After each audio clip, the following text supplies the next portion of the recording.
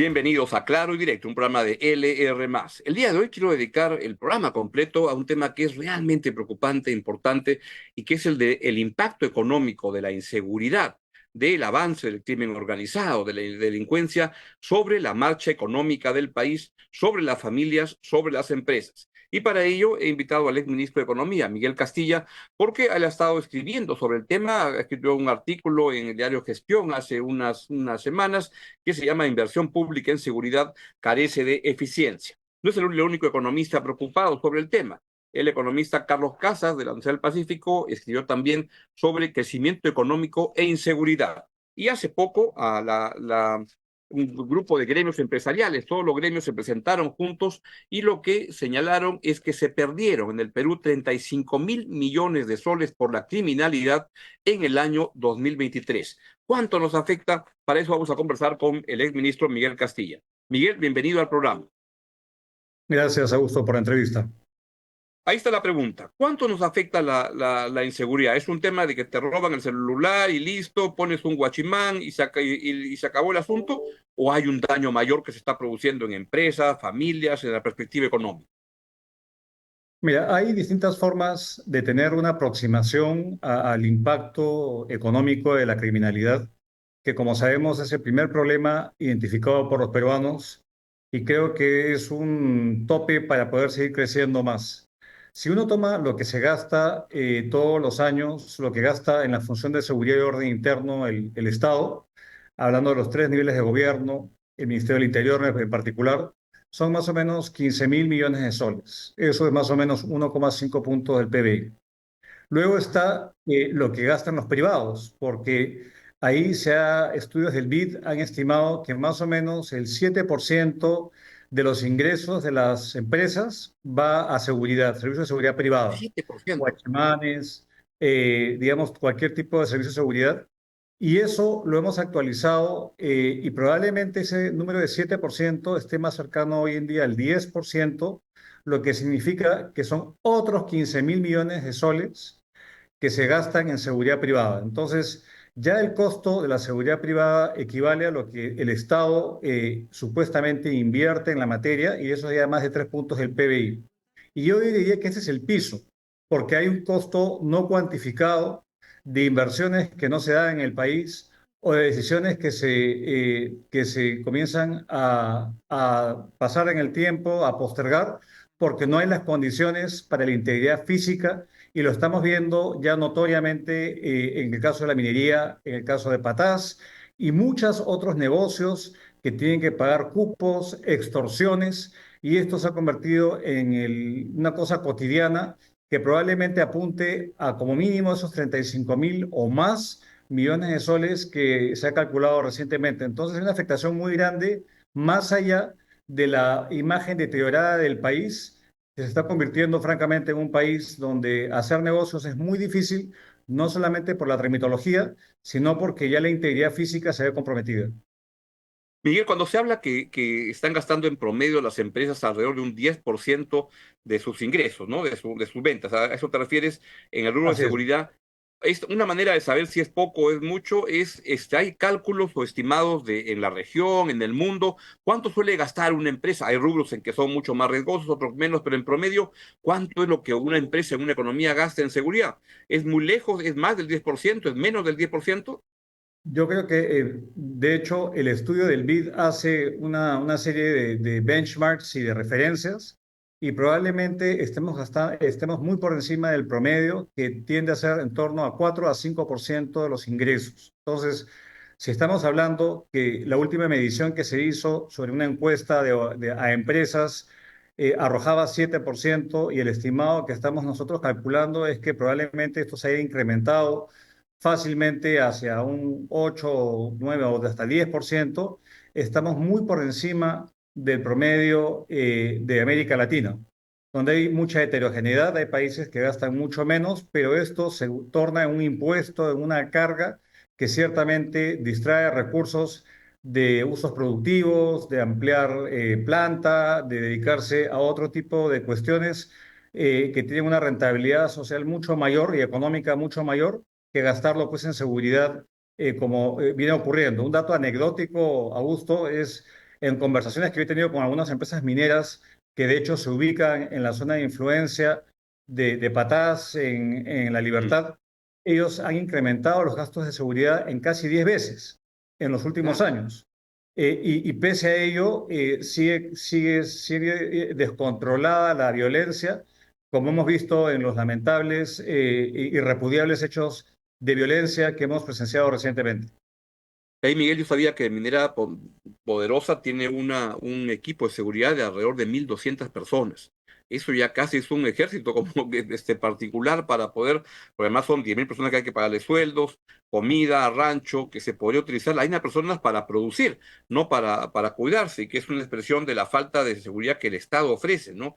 Es un indicador bastante alto. Sí, no, es alto. Y ayer o hace pocos días, Augusto, se publicó el diario Gestión, sacó una encuesta respecto a las preocupaciones de los CEOs, de los gerentes a nivel nacional.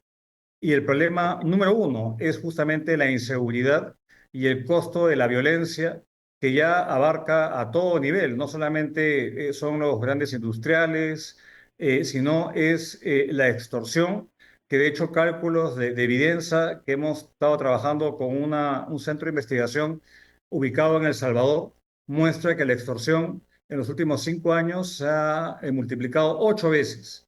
Más de 850% ha crecido en la extorsión a pequeños negocios, bajo distintas modalidades, el gota a gota, chalequeo, y esto se está convirtiendo en una cosa cotidiana. Y de hecho, nosotros hemos hecho un zoom en ese artículo que mencionas, Augusto, es ver, bueno, estos recursos que tiene el Estado se usan de manera eficiente, con impacto, y nos hemos topado con una serie de hallazgos bastante sorprendentes.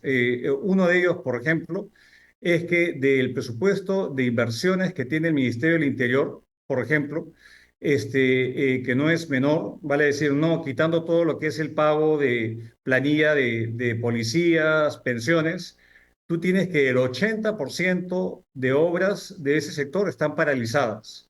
¿Y qué tipo de Caray. obras? Comisarías en primer lugar, centros de formación de policial técnico especializado. Hay un centro en Arequipa y otro en otra parte del país que están paralizados. Y justamente proyectos de inversión de equipamiento para poder tener pues, un monitoreo mucho más certero de dónde están los focos de criminalidad. Entonces, esto da la siguiente pregunta: ¿por qué está ocurriendo esto y por qué se ha agravado? Claro. Y en parte responde a esta altísima tasa de rotación de autoridades, como no hemos visto nunca en el país. Siempre ha sido una silla caliente el despacho del Interior, pero hemos visto que en promedio un ministro del Interior pues no dura ni 3 meses. Y esto obviamente impide que haya continuidad y las condiciones para poder ejecutar presupuestos, más allá obviamente del costo que los privados tienen que enfrentar todos los días, que obviamente desplaza, como dije, la inversión productiva. Y esto se da a todo nivel, ¿no? En las grandes empresas que ha mencionado, en las mineras, también recuerdo una encuesta que se hizo hace un par de meses o algo así, entre bodegas en el país, la hizo Ipsos, y encontraba que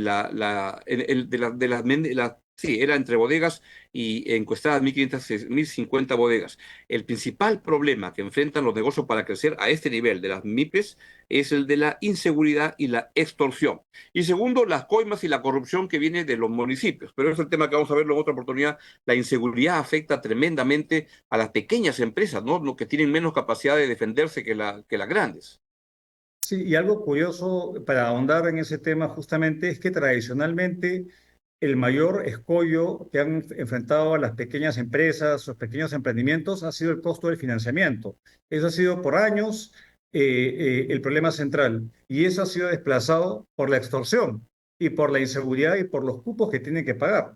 Entonces, vamos que esto se está normalizando en ciertos sectores, quizás el que está más normalizado sea el de construcción civil, pero se ha hecho extensivo a otros sectores de la economía.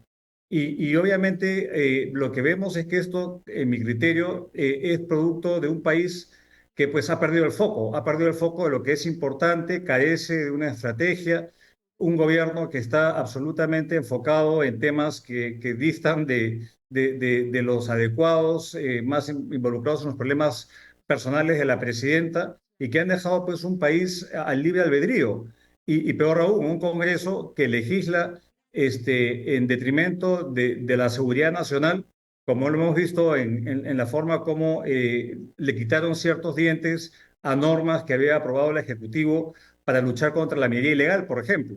Este es un tema muy complejo y acá otra anécdota, Augusto, es que cuando yo estuve un tiempo de embajador en Estados Unidos, ya hace casi 10 años, los americanos advertían de que el problema de narcotráfico, digamos, iba a palidecer junto cuando se juntaban otros ilícitos como la Mm. minería ilegal, la tala, la trata y otro tipo de delitos que están lamentablemente proliferando en muchas partes donde el Estado no funciona y se han convertido y han acaparado vastos segmentos del territorio. Lo que se veía en Colombia se ha trasladado a Ecuador, se está trasladando acá al Perú, y es un tema que no tiene una solución fácil ni a corto plazo. Entonces, este tema de la inseguridad Mm. puede poner una prima de riesgo muy, muy alta al país y nos podemos incluso entrar en listas negras donde sea poco recomendable pues, apostar capital a un país que está perdiendo pues, el control de su soberanía y de su territorio. Miguel, y si esto es claro, como estás demostrando que afecta a las grandes empresas, a las pequeñas empresas, ¿qué pasa con las familias? ¿Hay indicadores que tengas sobre cómo la inseguridad afecta a la economía familiar? No tengo esa información. Creo que es una información importante, pero creo que yo no he visto ningún estudio que hable del gasto de las familias. Claro, un proxy es cuánto se gasta Mm. en términos de el presupuesto que se dedica pues al monitoreo, al patrullaje, etcétera, pero es gasto público, ¿no? Lo que sale del bolsillo de los peruanos no tenemos cálculo, pero sí hemos calculado, por ejemplo, cuánto es el costo anual del robo de celulares, donde el Perú tiene la tasa más alta per cápita de robo de celulares en América Latina. Se roban más de 5.000 celulares diarios. Y esto significa, hemos calculado conjuntamente con este think tank salvadoreño, que son 1.500 millones de soles anuales que es el costo supuesto del robo de celulares, y eso puede ser pues un pequeño proxy de cómo esto afecta a los hogares, a las personas, a la Mm. gente de a pie que sufre de este delito pues cotidianamente. Eso, Miguel, un dato ahí es que esos 5.000 celulares significaría pues algo así como 1.800.000 celulares al año. Pero este número, si nos parece alto, esos son los celulares. Yo le pregunté al ministro del Interior de la época, al señor Vicente Romero, y me dijo, esos son los que se registran, los que la gente va a la comisaría a decir que me robaron. Y yo sospecho que la menor parte de la gente denuncia el robo de un celular y dice, ya me lo chorearon, ya qué voy a hacer, adiós será. Pero entonces es muchísimo más alto. Y acá te doy un indicador que he encontrado, que es una encuesta de Ipsos que se hizo en octubre del año pasado, o sea, no hace mucho, y le pregunta a la gente qué factores están afectando más la economía de tu hogar. Y sale en primer lugar aumento de precios, 59%. En segundo lugar, la mayor delincuencia, 45%. O sea que la mayor delincuencia ya es el segundo factor que afecta, que perjudica la economía familiar. Y eso es a nivel nacional. 45%. En Lima es el 52%. O sea que es un tema que afecta directamente a las familias, a la calidad de vida de la gente. Así es, y lamentablemente, claro, yo estimo que se va a convertir, si no se ha convertido ya en el principal problema, porque la inflación está cediendo. Claro. Felizmente, digamos, ya no es lo que fue haber alcanzado pues casi inflación de 2 dígitos en el rubro de alimentos, que afectaba mucho la canasta básica de los quintiles más pobres. Pero esto es un problema bastante,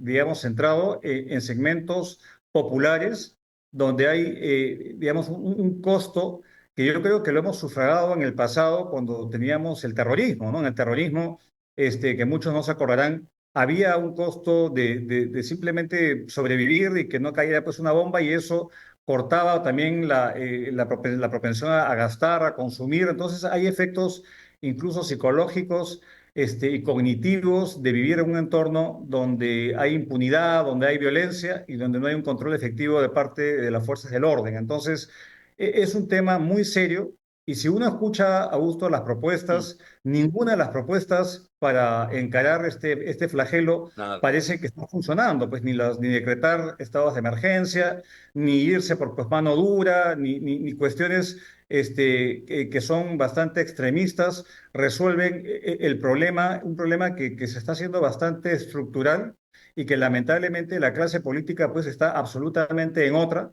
y no presta atención a un problema que, digamos, puede seguir avanzando y avanzando y nos podemos colombianizar y mexicanizar mucho más de lo que ya estamos y con lo que esto significa para el desarrollo de un país que con las justas puede lidiar pues con la inseguridad en las ciudades. Esto se está convirtiendo en un tema mucho más amplio, abarcando territorios y afectando actividades que son claves pues, como la minería, como estamos viendo en el caso de la minería aurífera del norte.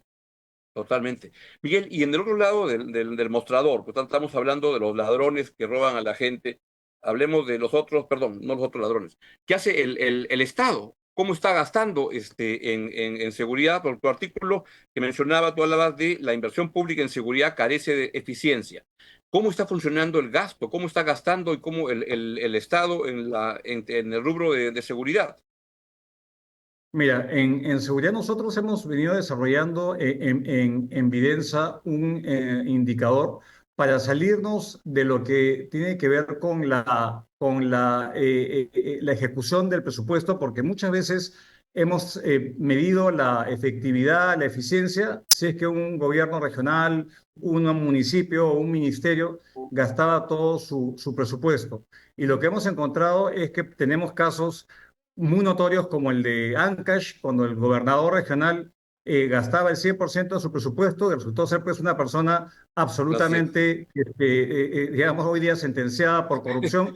Al Y, comienzo le y- y- daban los premios de mayor capacidad de gasto del presupuesto, el señor Álvarez de Ancash, y luego resultó un tremendo ladrón y asesino, por lo que está siendo condenado. Así es. Entonces, ver solamente la ejecución te puede dar pues una vista un tanto parcial. Ahora, si solamente nos ceñimos a lo que fue el año pasado, en el caso del interior fue quien menos tuvo una ejecución de 82% frente a la mayoría de ministerios que gastaron la mayoría de partidas que tenían para obra pública. Acá estamos quitando todo el gasto corriente, estamos quitando gasto en servicios, sino gasto en capital. Y si a esto le sumamos otro tipo de dimensiones, por ejemplo, los sobrecostos de los proyectos, vemos que el Ministerio del Interior en promedio tiene un sobrecosto de 20% de sus proyectos. Y cuando hablo de sobrecosto es cuál es el costo actualizado con respecto al expediente Mm, técnico aprobado. Entonces, lo que tenemos es que si el Ministerio del Interior es 20%, tenemos en el otro extremo sobrecosto en el caso de energía y minas de 4% o incluso en el caso de educación de 5%. Entonces, en el caso del interior, es 4 veces más el nivel de sobrecostos que tiene ese ministerio al llevar a cabo sus proyectos de inversión pública. Y si vamos a sí, los días de atraso, que es otro rubro que no es, digamos, menor. En el caso del Ministerio del Interior, tenemos que son casi 900 días en promedio de atraso de proyectos de inversión, comisarías y otro tipo de rubros que es, por ejemplo, mucho mayor que el Ministerio de Educación, que tiene en promedio 620 días. Entonces, tenemos un serio problema de eficiencia en la ejecución y de impacto. El impacto lo vamos a medir cuando crucemos esta información con justamente el avance en la criminalidad, pero donde se lleva digamos, la corona, el Ministerio del Interior, es en obras paralizadas, donde es el 80%. Quien le sigue mm, es el Ministerio de Agricultura con 20%, al igual que Salud. Y luego tenemos ministerios como Transportes con 8% y en los otros que tienen casi no hay obras paralizadas.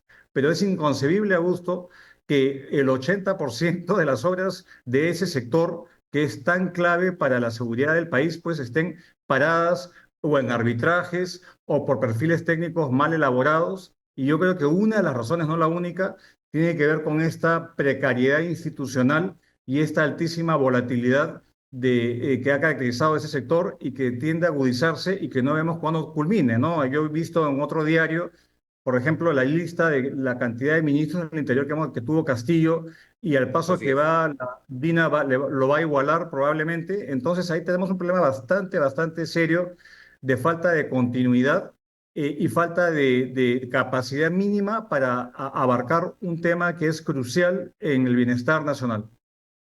Bien, Miguel, te quiero agradecer mucho tus comentarios y la información que nos provees sobre un gravísimo tema, el de la seguridad, el de la inseguridad, que está afectando la economía de la familia, de las empresas, grandes, chicas, y que es un tema que es un problema que se debe resolver y que no se ve todavía luces de que el gobierno tenga ideas en esta materia. Gracias, Miguel, por tu presencia en el programa. Un abrazo, Augusto. Gracias. Un abrazo, Miguel. Ha sido el exministro de Economía y Finanzas, Miguel Castilla, hablándonos sobre el costo de la inseguridad y qué es lo que está pasando y lo que no está pasando. Bien, de esta manera nos despedimos del programa. Les agradezco su amable presencia y nos vemos mañana en la mañana. Chao, chao.